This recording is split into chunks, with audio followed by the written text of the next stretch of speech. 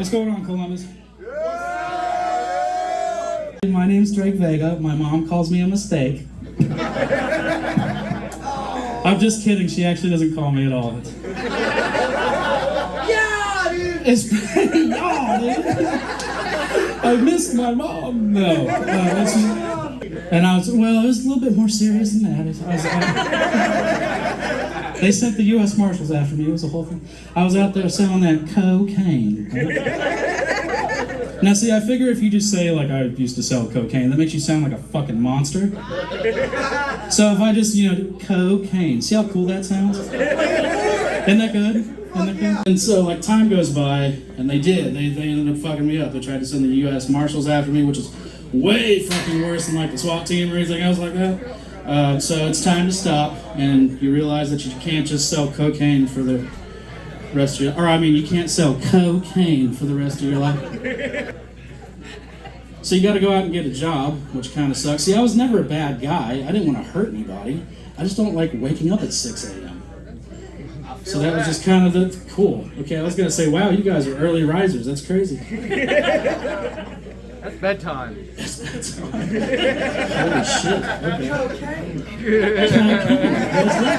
Please let that catch on. If you take anything away from this, that Dreg Vega guy, he's the cocaine guy. Business meeting with some friends of mine.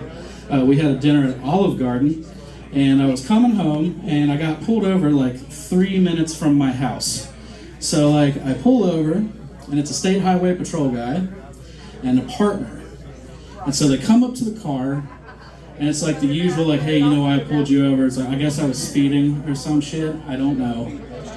And he was like, yeah, well, okay, let me get your license and all that stuff. Have you ever had a run-in with the law before, bud? And I was like, no. And he goes, are you sure about that? I was like, what the fuck do you mean? Yeah, I'm sure. I'm lying, but I'm sure about that. So his partner stays there, he goes back, he runs my shit, and I know you can't see me like that up here, but on my hand, I have ACAB. That's an acronym for something that I truly believe in my heart.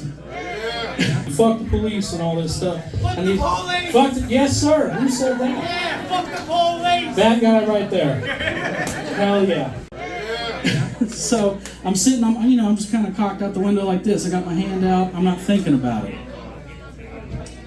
So the cop, he's one of those 5-finger death punch cops. He's got that one haircut where it's like, bro, you're going to jail.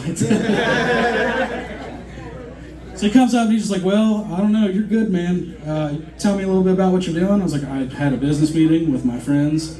I went to Olive Garden and I came home and now we're here. And he was like, oh, Olive Garden, I like it. You said a business meeting. What kind of business are you in? And I'm like, I'm a stand-up comedian. And he goes, really? I was like, that's what they tell me.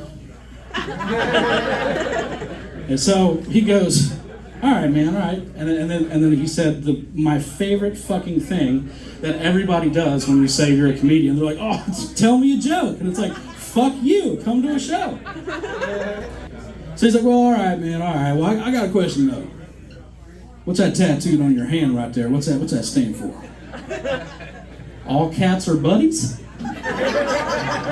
Stupid fucking joke, but his partner's like, ooh, and walks away. And I'm like, one down. Okay. So we're talking a little bit more, and he's like, so how long you been doing comedy? We're back and forth. Who fucking cares? So he finally gives me my shit, and I'm like, okay, time to get out of here. He goes, I got one more question. I was like, what's up? And he goes, why'd you get all that shit on your face? And I was like, that shit on my face. Well, I guess if I'm being honest with myself, my parents really didn't hug me that much. So. And this motherfucker laughed so hard in my face. All right, man, you have a good night. My parents didn't. I like it. Well, at least I still have the breadsticks. So look, man, I don't usually like go on dates and shit like that. I'm not very outgoing, whatever, and I don't do Tinder. I'm afraid of the internet. But one night I found myself at a bar, and I decided, let's throw caution to the wind and try and get loose. Let's get out there. Let's meet some people, okay? Wrong. This 11 out of 10 walked into the, I don't mean to sound like a pig, but this 11 out of 10 walked into the bar, and she's like that kind of hot where you're like, oh my God, you're so beautiful, I want to kill myself. So I'm just like, what do? We can't go up and talk to her. I'm a bitch. I'm afraid to ask for more napkins at Applebee's. Like, I can't. So I was like, I got it. I'm gonna send her a drink. Real smooth, real classy, gin and tonic, right over to the table. But as soon as the drink got to the table, she looked straight at me and started walking over. I'm like, oh shit, player, we were not prepared for this. Social interaction. All right, here we go. And she comes up and she goes, hey, I think you're really sweet, but I can't take this because my father was a terrible alcoholic. And so I don't drink. And I'm completely embarrassed. I'm like, oh my God, I'm so sorry. I never do this. I'm gonna go hang myself. Thank you. I'm so sorry.